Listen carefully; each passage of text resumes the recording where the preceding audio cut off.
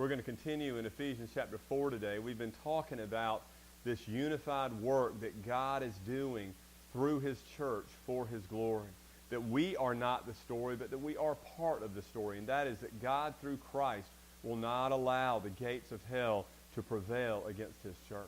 When you go into chapter 4, verse 17, and what you'll begin to see is that as new creatures in Christ, and as a part of this new work, that we are going to have to begin to shed the natural sinful tendencies of our past and to begin to put on some new clothing. Look at what he says in chapter 4, verse 17. He said, "Now this I say, and I testify in the Lord, that you must no longer walk as the Gentiles walk in the futility of their minds. They are darkened in their understanding, alienated from the life of God because of the ignorance that is in them due to their hardness of heart." And what he is saying is this. He said, I'm telling you something here. That's why he says, I say and testify. He is telling you that he is telling you something.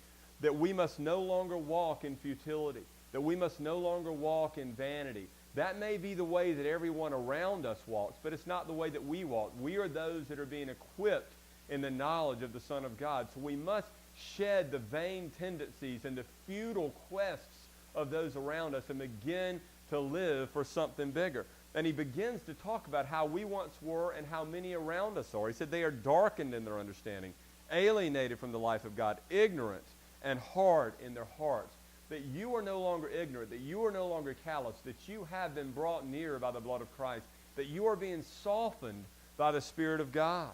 And he says that that is not the way that we learn Christ, assuming that we heard about him, that we are to put off our old self, which belongs to our former manner of life and is corrupt through deceitful desires.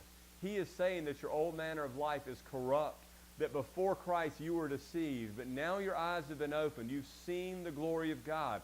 He's saying take off the corruption, take off the deceit. And what do? He says, be renewed in the spirit of your mind and put on the new self, created after the likeness of God in true righteousness and holiness. The work that God is doing in the lives of all of his children today is a righteous and holy work. And what he is asking you to do today is to begin to shed the tendencies of your past and to begin to put on these new qualities in Christ, because you're a new creature in Christ. You're a part of his church. And through the knowledge of the Son of God and the equipping of the church, you must go forth and bear your light to this dark world.